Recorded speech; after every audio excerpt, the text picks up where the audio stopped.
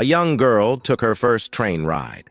The train passed through beautiful scenery, and she was incredibly excited about experiencing the new and novel things. However, after boarding, she sat in an old, worn-out seat and felt irritated by its condition, so she immediately got up and switched to another seat.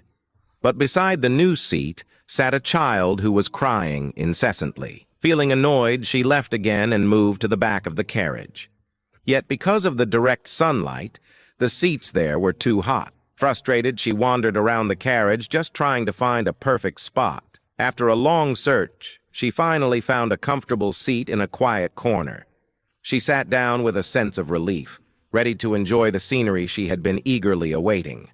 But just at that moment, the train arrived at the station, and the journey ended. Feeling regretful, she thought to herself, "If I had known the journey was this short, I wouldn't have wasted my time looking for the perfect seat. I should have just sat anywhere and enjoyed the beautiful view along the way." This story reminds us that if we spend too much time pursuing perfection, we might miss the simple pleasures in life. Being overly concerned with every small dissatisfaction can fill life with frustration. Learning to be content allows us to enjoy the little moments and find joy in the journey of life. The many stories in my videos come from this collection of storybooks. Each story in this collection is concise and rich in philosophy, covering a wide range of themes including philosophy, motivation, life, and more. It's an excellent choice for learning English, and I recommend it to anyone who loves to learn. A man worked late into the night, tired and frustrated. Suddenly, joyfully discovered his 10-year-old son waiting for him at the door. "Dad, can I ask you a question?" "Of course, what's the question?" "Dad, how much do you earn in an hour?" The man, returning to his frustration, angrily questioned. "Why would you ask such a thing? It's not something you should be concerned about. I'll just want to know. How much do you earn per hour?" The boy pleaded. "If you must know, I earn $10 per hour." "Oh," the boy answered with his head down. Then he lifted his head and said, "Dad, can you lend me $5? The father exploded in anger. "If you're asking this question just to borrow money for some trivial toy or something, go straight to your room and reflect on your selfishness. My hard work every day shouldn't result in such childish behavior." The little boy quietly went into his room and closed the door. The man sat down, becoming angrier as he thought about the boy's question. How dare he ask such a thing? Just to get some money? After about an hour, the man calmed down and started to reconsider. Maybe the boy really needed the money for something important? He rarely asked for money.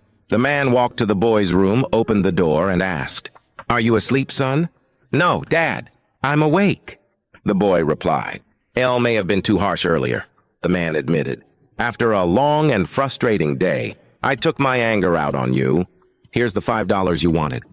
The boy sat up straight, smiling happily. "Oh, thank you, Dad." Then, reaching under his pillow, he took out a few crumpled bills. Seeing that the boy already had money, the father became annoyed again. The boy slowly counted the money and looked up at his father. "You already have some money, why do you need more?" the father complained. "Because what El had before wasn't enough. But now it is," the boy replied. "Dad, now El have $10. Can El buy an hour of your time?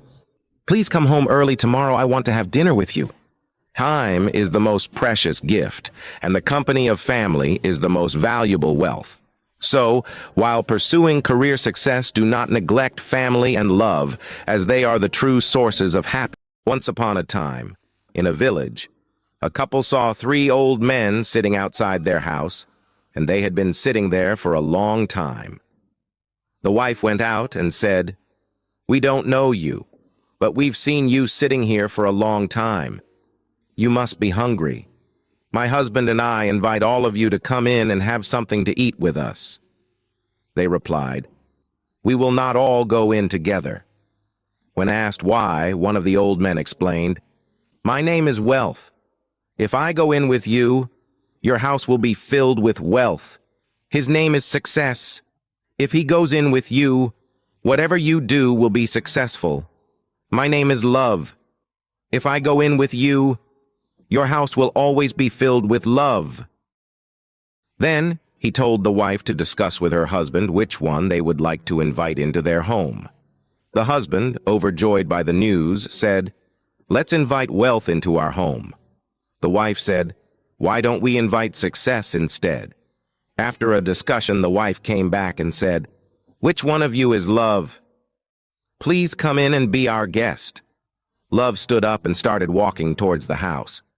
At that moment, the other two also stood up and followed him. The wife asked, "You said you couldn't come in together. Why are you all coming in now?"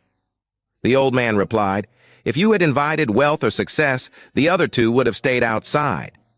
But since you invited Love, wherever he goes, we follow. Similarly, wherever there is love, wealth and success will follow, because love unites people, inspires potential, and makes one more determined on the path to achieving their dream."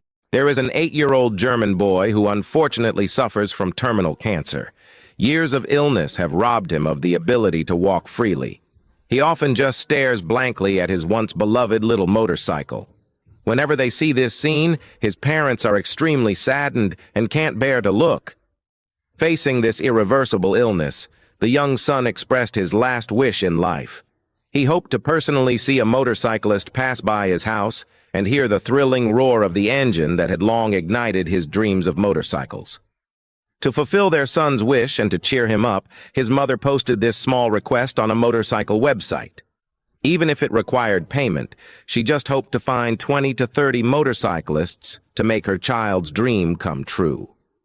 However, what the mother didn't expect was that once the message was posted, it was continuously shared by German motorcyclists and quickly went viral online. Soon, motorcyclists from all over Europe responded and even set a date to meet. On the agreed day, the boy's mother got up early to wait at the front door with her son, not wanting to miss any kind-hearted rider. After a long wait, no motorcycles appeared, and the child began to feel disappointed. Just when everyone was eagerly anticipating, the sound of motorcycle engines, growing louder from afar, reached them. The little boy curiously looked towards the distance, excitedly waving his arms and legs in his wheelchair. Yes, they came. Not just the expected 20 to 30 motorcycles, but a massive group of over 30,000 motorcycle enthusiasts converged from all directions. The dashing riders brought the boy's hopes and dreams, along with the mother's comfort and expectations, rushing over to be reviewed by the boy. Each rider would rev their engines louder as they passed by the boy, blessing him in his favorite way. Smiles flashed by and the roaring sounds shook the soul. Watching her son immersed in this dreamlike scene, tears streamed down the mother's face. Kindness is a virtue, a cultivation. Good deeds are also a transmission of good thoughts. Treating the world with a gentle heart may just be the beauty of humanity. Even though fate may be unjust. In a small town in the United States, an 8-year-old girl was walking on her way home after school. She was heavy-hearted, her eyes brimming with tears, and she was filled with grievances. She rushed back home in a hurry. She threw herself into her mother's arms and sobbed uncontrollably. The mother, shocked beyond words, held back her surprise and asked for the reason. The little girl, teary-eyed, looked up and said hoarsely and tremblingly, "Mom, I don't want to go to school anymore. They are all bad guys, and I will never play with them again. One classmate said that for someone as short as me, he could crush me with just 2 fingers. The mother listened to her daughter's complaint, her heart aching like being cut by a knife. She gently wiped the tears off her daughter's cheeks and pondered how to comfort her. After a while, the mother brought 2 apples, one big and one small, and handed them to her daughter, saying, "Dear, come and taste them. Which apple tastes better?" The daughter took a bite of the big apple and softly said, "Sweet." Then she took a bite of the small apple and said in surprise, "It seems even sweeter." The little girl looked up, her eyes shining with curiosity. The mother smiled and nodded, saying, "My child, look.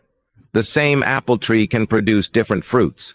Although the big apple looks more attractive, only by tasting it carefully will you realize that the small apple is actually more delicious.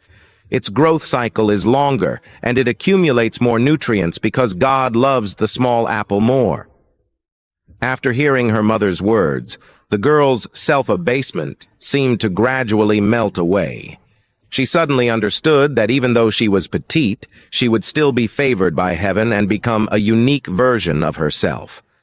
Because of her mother's encouragement and guidance, the little girl no longer felt inferior due to her congenital developmental deficiency and regained her confidence.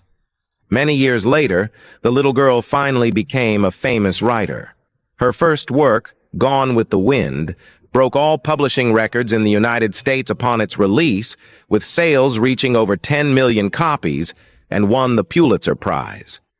The film adaptation of her novel, Gone with the Wind, became a global sensation and an eternal classic masterpiece. She was none other than Margaret Mitchell, a little girl born with stunted growth. When people curiously asked Mitchell about the secret of her success, she would always smile and say, "Although I am short, I am not self-abased. As long as there is love in our hearts, our lives will shine with a different light. Because God loves the small apples more." After 21 years of marriage, my wife wanted me to take another woman out to dinner and a movie.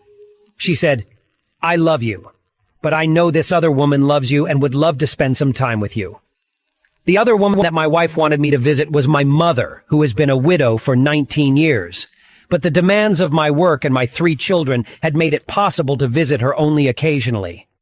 That night I called to invite her to go out for dinner and a movie. "What's wrong? Are you well?" she asked. My mother is the type of woman who suspects that a late-night call or a surprise invitation is a sign of bad news. "I thought that it would be pleasant to spend some time with you," I responded. "Just the 2 of us." She thought about it for a moment and then said, "I would like that very much." That Friday after work, as I drove over to pick her up, I was a bit nervous. When I arrived at her house, I noticed that she, too, seemed to be nervous about our date. She waited in the door with her coat on. She had curled her hair and was wearing the dress that she had worn to celebrate her last wedding anniversary. She smiled from a face that was as radiant as an angel's. "I told my friends that I was going to go out with my son, and they were impressed," she said, as she got into the car. "They can't wait to hear about our meeting." We went to a restaurant that, although not elegant, was very nice and cozy. My mother took my arm as if she were the first lady. After we sat down, I had to read the menu. Her eyes could only read large print. Halfway through the entries, I lifted my eyes and saw Mom sitting there staring at me. A nostalgic smile was on her lips. "It was I who used to have to read the menu when you were small," she said. "Then it's time that you relax and let me return the favor," I responded. During the dinner, we had an agreeable conversation.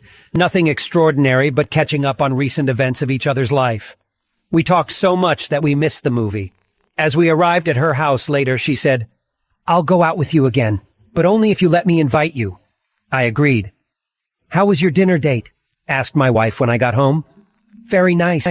Much more so than I could have imagined," I answered. A few days later, my mother died of a massive heart attack. It happened so suddenly that I didn't have a chance to do anything for her. Sometime later, I received an envelope with a copy of a restaurant receipt from the same place Mother and I had dined. An attached note said, "I paid this bill in advance. I wasn't sure that I could be there, but nevertheless, I paid for 2 plates, one for you and the other for your wife. You will never know what that night meant for me. I love you, son."